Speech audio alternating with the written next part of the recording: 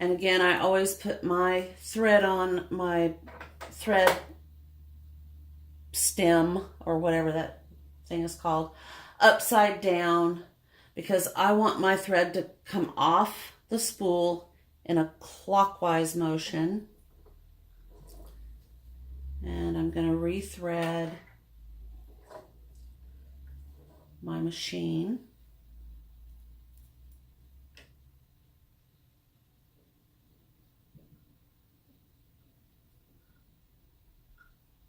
Okay. All right, now I'm going to pull my thread, and my bobbin, I want my bobbin to go in a counterclockwise motion when I pull on my bobbin thread, which it is. It's moving in my fingers in a counterclockwise motion. So I pick up my bobbin case and put it in here and thread this so that it's coming off. The thread's leaving counterclockwise. I turn this around and put it in the hook, lock it in place, hold this thread out of my machine, turn, loosely let the clockwise thread come down, grab onto the counterclockwise bobbin thread,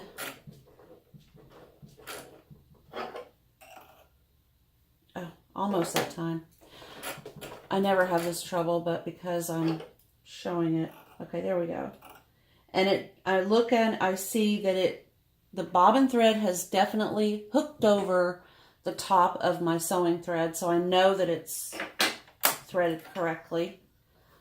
All right, and I don't need all that thread. My goodness, today is such a thread waste day. I'll have to make up for that somehow. Okay, so now that I've re-threaded, re-established everything is hopefully in the position it's supposed to be in, I'm going to begin to sew again.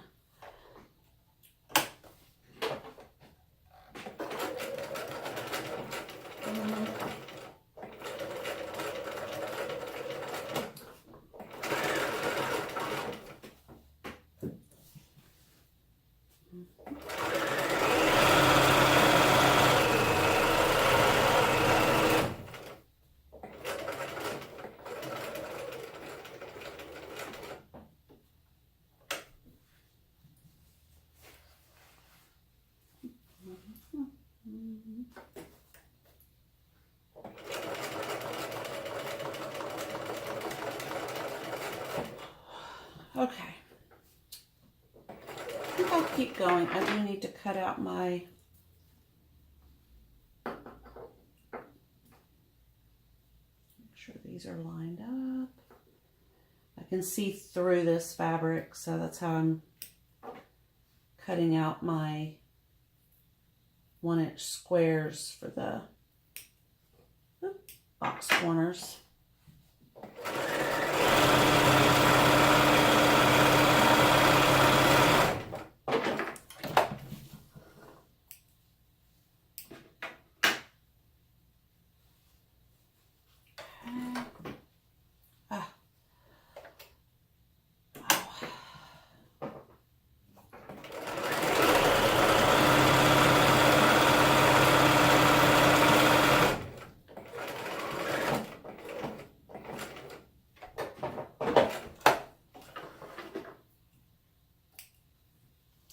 And I'll cut this box corner out.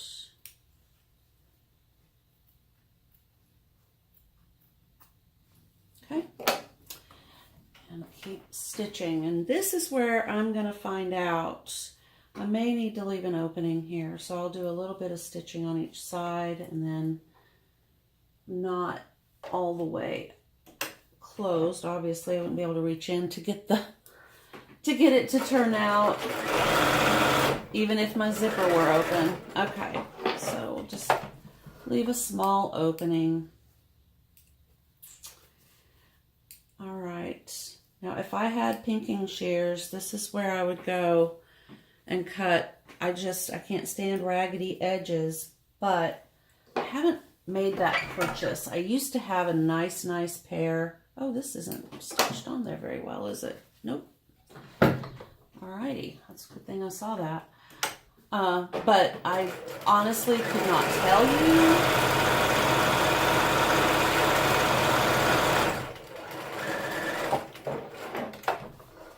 where they are now. It's like they just picked up, moved out one day, didn't leave a note, just decided they were done. They were abused. My kids used to love to play with them because of the pretty edge they made. So, all right, so I've left my opening here, and I'm just gonna see. I haven't boxed off those corners yet, but I just don't know how I feel. Oh, well, you know what? Just do it.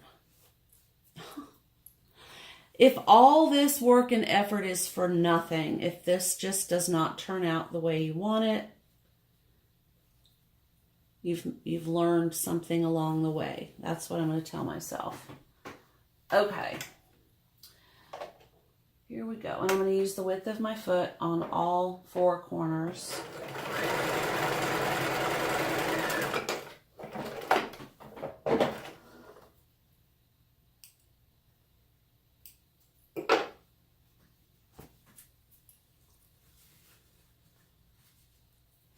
I keep trying to figure out what in the world I did with that book,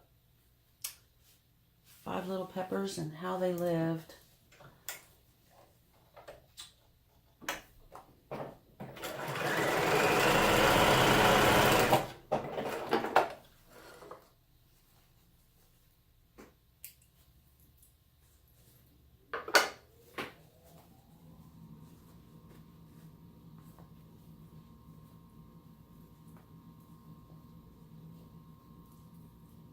Okay, so I'm just lining up my seams, the side seam and the bottom seam between the 2 cutouts, and then I'm just using my foot, my sewing foot here, the width of that for my seam allowance, which I've pretty much done. Oh, that just doesn't want to fold out pretty because it's kind of bulky. There we go. Which I have done basically on this entire little zipper pouch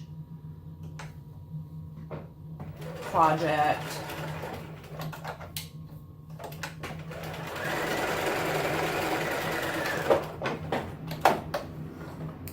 I'm not huge on 1/4 of an inch seam allowance yet. I haven't gotten into quilting other than heirloom style stitches on heirloom style fabrics. It's a slightly different process, and for me on those heirloom quilts, it just kind of varies on the stitches that you're using, and that's a whole different kettle of fish. But since the vast majority of my stitching and sewing has been on heirloom garments, I generally use a 5/8 inch. So using a 1/4 of an inch is not really intuitive to me yet. I'm trying to use different seam allowances to see what I think, how I feel about it. Okay. All right, here we are. We're turning out our little zipper pouch. Here's our little boxed corner. Here's another little boxed corner. And this is the part that I was really concerned about, and I think I know why it wasn't jiving in my head. Yeah, it didn't line up good. So it's just not pretty, but it really did. It slipped and slid. well, no, it did not. I take that back. I just pushed it a little bit more. There we go.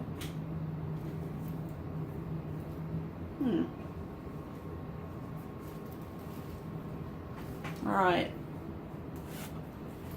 Now I have to poke the lining down. I got to figure out where that opening was. I think it was on this side. There it is.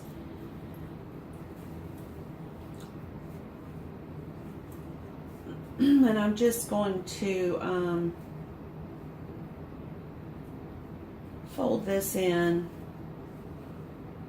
and stitch it on the machine because it's on the inside of the bag.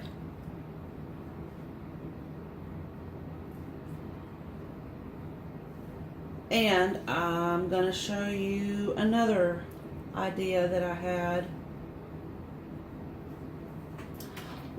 while I was tending to the dogs. I was thinking about this, and it just seems like it would be so cute. All right, I'm going to use a blanket stitch on this.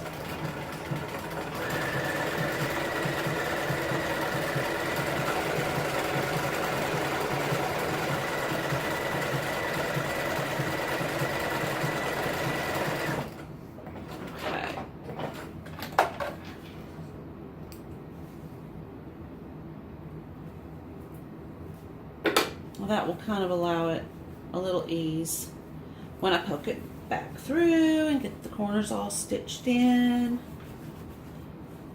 Okay.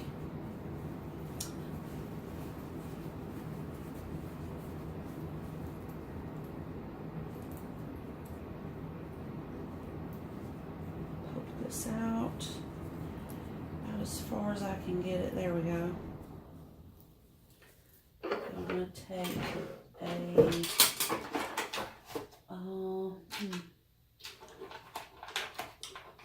take this thing in the back end and kind of push the zipper out. There. Okay. Now, why isn't it? Alrighty. Okay. Yeah, go across.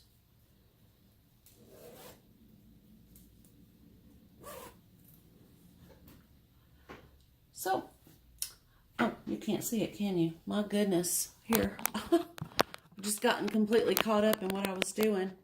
All right. So here's our little zipper bag that will go in the main bag that we've made. I think it turned out pretty cute. But I think what I'm going to do, continuing on with the project, this side is quilted, by the way, and this side is not quilted, obviously. So what we're going to do is we're going to make a little loopy handle that we will attach right here. I don't know. See, sometimes I just happen to overthink. And my phone is dying, so I'm going to sign off here. Thank you. Subscribe, hit the bell. Let me know if you have any questions.